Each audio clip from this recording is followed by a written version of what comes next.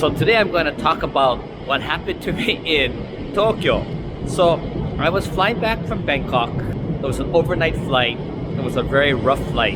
It's only 5.5 hours, but ANA, they do a kind of an interesting food service. When you first get on, it's about 9:45, 10. You would normally think that they would do the heavy meal, like dinner, because a lot of people probably didn't eat, like me, thinking that you're going to eat on the plane. However, they did something different. They gave like a light snack, like a flat roll, some nuts, some senbei, a drink. I think it was water. And they gave it to you in these little lunch bags. So that was the initial snack or meal, whichever way you want to call it. So it's about 11 by then, 11. Try and sleep. And so 2 hours later, they're waking you up. And that's when they're gonna feed you the heavy meal. It's like a breakfast. It's like a full-on egg, sausage. So that's between 3 and 4 hours. So you really don't get to sleep. The last hour is basically all turbulent. So that's what the 5.5 hour flight from Bangkok back to Tokyo, Haneda was. And that's why I was coming off the plane just wasted, I was just so tired. And then we're going to hit the PCR test and we're going to have to get through immigration and customs, right? So I was not looking forward to all that. But anyway, on my last trip to Hawaii 3 weeks ago, I had a similar experience where I bought a ticket going through Tokyo because there were very few direct flights and they were very expensive. And on the outbound to Hawaii, what I had to do was I had to fly into Haneda, take a limousine bus, pay for it, 3,300 yen, and take a limousine bus to Narita, check in and fly to Hawaii. On the return, what I had to do was fly into Narita, and I didn't have to change terminals, but because of the PCR test, I barely made my flight. Fortunately, I was lucky.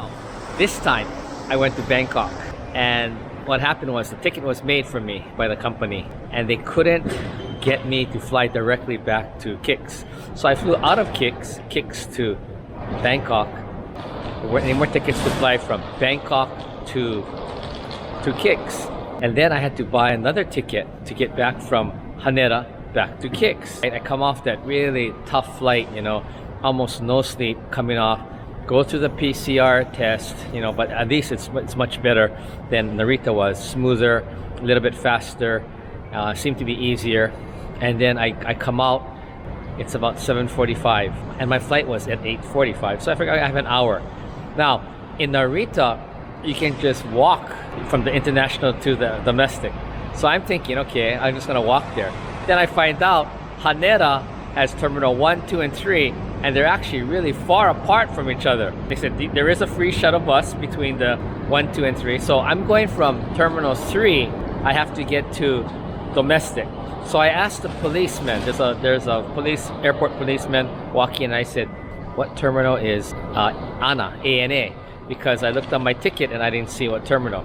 And he says, oh, ANA, that's number 2. So I said, okay, fine. So I get on the bus. We go first to Terminal 1, and it says JAL, and it says ANA Code Share Airlines or something, but not ANA. I don't get off at Terminal 1, and then I get off at Terminal 2. So I go to the ANA section. It's a big ANA section to check in. Nobody's there to help because I guess everyone's so used to doing like self-check-in. So finally, I find an ANA customer service person around, and I call her and I explain I'm American. First time for me. So I have my e-ticket. I show it to her. It gets scanned, and she goes, oh, this flight is not here. And I said, what? I said, this is ANA, and it's ANA. And she goes, yeah, but to KIX, they use another airlines, like a code share. No one told me, and I didn't see that on the e-ticket. But again, it's all in Japanese, so I didn't really try to read clearly. But I didn't see anything like, like code share, or she just says you have to go to Terminal 1. So I went from Terminal 3 to Terminal 2, and now she's saying go to Terminal 1. I'm thinking that the shuttle bus from 3 to 1 to 2 took quite a long time, maybe 10 minutes, a little over that. So now at this point it's 8:10. Okay, the flight is 8:45 a.m. Supposed to be there 30 minutes, 20 to 30 minutes before, and I'm saying I'm not gonna make it. And I'm carrying these huge 2 suitcases. They're each close to 40 to 50 pounds each.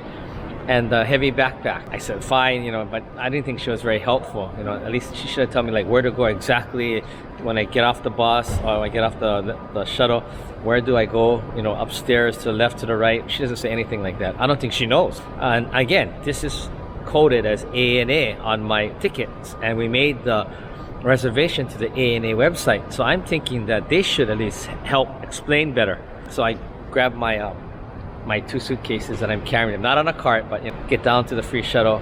I asked the bus driver, I need to go to Terminal 1. Can I walk there? He goes, you can walk, but it's faster on the bus. I said, why? He goes, well, it's only 2 minutes. I said, 2 minutes? Because we came, it was 3, 1, 2 or something. So I thought he would have to go around, but I guess it goes 3, 1, 2, 1, 3, maybe. I don't know. Anyway, so I said, great. So I get back on. When I get to Terminal 1, I asked him, I said, where is Anna? Because it's a long terminal, right? And he says, Anna's not here. It's back at Terminal 2. And I said, I just came from Terminal 2 and the Anna lady, ANA, customer service agent, sent me to Terminal 1. And then he's thinking and he goes, oh, it must be like the partnership or the code share. So I think he says it's Skymark. And he goes, I said, okay, so when I get off, I don't have time, so do I go up? And he goes, yes, 1 floor and then to the right. It's all the way at the end. So I said, okay, got it. Thank you very much. Carrying the 2, suitcases with the heavy backpack, running out, just carrying it because there's no time.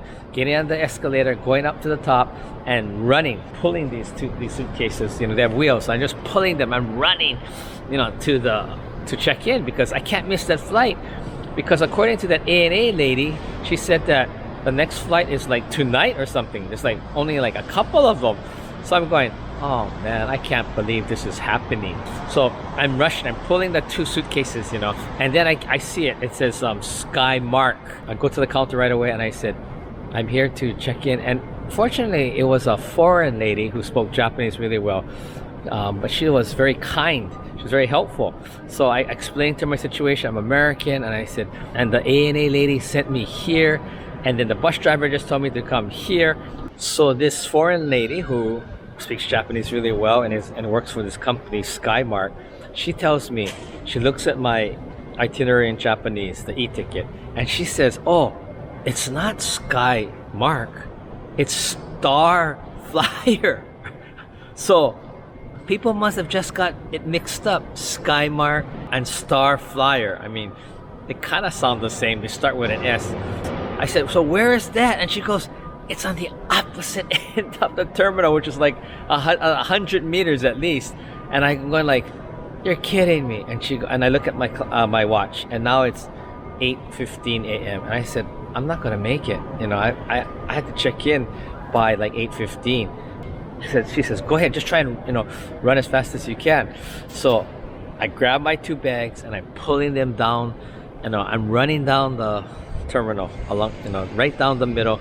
People are around. I'm just dodging people, pulling the 2 bags, the 2 heavy bags, and having the backpack. I'm just perspiring, right? I'm running across. So now it's about 8:25, close to 8:30, and I rush to the counter, and then there are customers there being taken care of. So I look at this guy who works, and he's behind the counter, and it says closed, and he must have seen it on my face, the urgency of this. So he turns the sign around and he comes to me and he says, yes. And I explained really quickly, I'm American. I said, I was sent by the policeman to Terminal 2, and the Anna lady Terminal 2 sent me to Terminal 1, and the bus drivers told me to go to the end of the terminal, which was Skymark, and it's all mixed up. And so he starts calling in on his walkie-talkie, this little microphone, saying, is it possible to still get the bag on the plane? And then he's working really fast, and then he's getting me my ticket, and then he says, come on.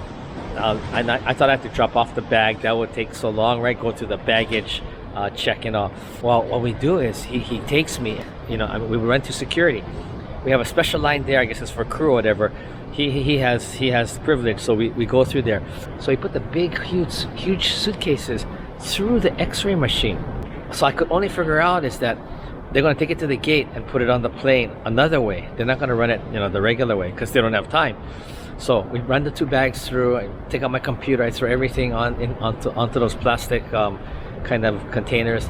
Get through, I'm putting my phone, the computer back in, and then he grabs the 2 suitcases, which are super heavy, right? And he's carrying it, and he starts to run. And I don't know how far it is, but he's running, right? So I'm grabbing everything. I got just my backpack on, but I am running too, and I am running as fast as I can. And that's not fast, but I'm running really hard. And we're running. We probably ran about at least 50 meters, 50 yards, 50 meters, like straight up. And you know, he finally halfway, he kind of stops because it's so heavy, right? So I tell him in Japanese, oh, you can pull them, you can pull them. And I grab one of the suitcase, I pull out the little, you know, that little pull lever thing. And I said, that one too, you can pull that one. So he takes his out, I take mine, and we're running across the terminal. We go left and we go around. And at the farthest end gate is Star Flyer. And I can see there's nobody except the Star Flyer customer service agents. There are no people, they're all on the plane. So when we get to the counter, I go through with the ticket, and he takes the 2 bags, and then he's running it through another entrance, and he says, go, go, go, go. And I said, thank you so much, man. I was so appreciative of him. He was just sweating bullets. He was just perspiring because we had just run, and he had run with the 2 suitcases initially, right? I was sweating too. And then I got on the plane. The departure time was 8:45. It was 8:35 that I sat down, and I couldn't believe that I made the flight and flew in. I'm here now, and the suitcases were the first 2 to come out. They must have just put it in at the end. So thank you, Mr. Mizuno. Star Flyer. Again, so the problem was Star Flyer, Skymark. People got them mixed up. I probably would have mixed them up either because I'm only hearing Sky, right? Sky, Star, kind of sounds familiar. So the policeman told me the wrong information because he didn't know all the details. The ANA lady didn't give me more information of when I went, you know, to Terminal 1. And then the only person who really caught on was the foreign lady who was working for Skymark, who helped me read that and then figured it out and sent me across. And then Mr. Mizuno, who helped me sprint with the 2 heavy suitcases to the gate. And that's my story for today, and I'm exhausted. I mean, if I didn't get the kicks on that last flight, I probably would have to be there until tonight. And you know, after coming from Bangkok and not sleeping at all, I would have to stay in the terminal, Haneda, and that would be terrible. So be careful of Star Flyer and Skymark, and people mix them up. And because they're smaller airlines, a lot of people don't really know them, right? I never heard of either of these. And I like Star Flyer. It had more, their pitch was wider, so there was more leg room. It looked quite new. I think it's a Kitakyushu or Fukuoka Airlines. A couple of things you have to be careful of is when you fly in internationally, like I did, you have to know if your connecting flight is in the same airport. Like if you fly into Haneda, is it in Haneda? Or if you fly into Narita, is it in Narita? Or do you have to take the limousine bus and pay and get there, which takes about 90 minutes? And you have to make sure you have enough time to do that. And the other thing is, even if you're in the same airport like I was, Haneda, Terminal 3 you fly into for international, you have to take the shuttle bus 1 and 2, and we had to wait for the shuttle bus. I think it was about 10 minutes, 10 to 15 minutes. Then we got on. It took about 10 minutes minimum to get from Terminal 3 to Terminal 1. And then Terminal 1 to Terminal 2 was probably about 5 minutes. So you would have to know all of that so you could time it. And you know, where in Narita you could just walk from, I mean, at least I took JAL, so it came out of the international, walked right over to domestic. It was right there.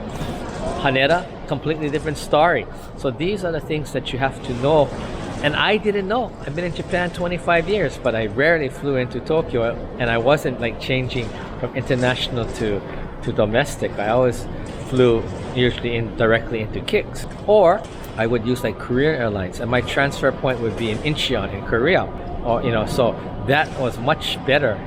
Go out to Korea, do the transfer there. I never flew into Tokyo and had to go between Haneda and Narita, Narita, Haneda, or just Haneda, Haneda, but like I had to take the shuttle bus to go from international to domestic. So there's a lot to think about when you do the Tokyo route. And of course, there's also Osaka, Haneda Airport, and KIX. They're very far apart, so you have to make sure that which one you're flying into, and it depends on where you're going also. But most of the international flights fly into KIX, which is Kansai International.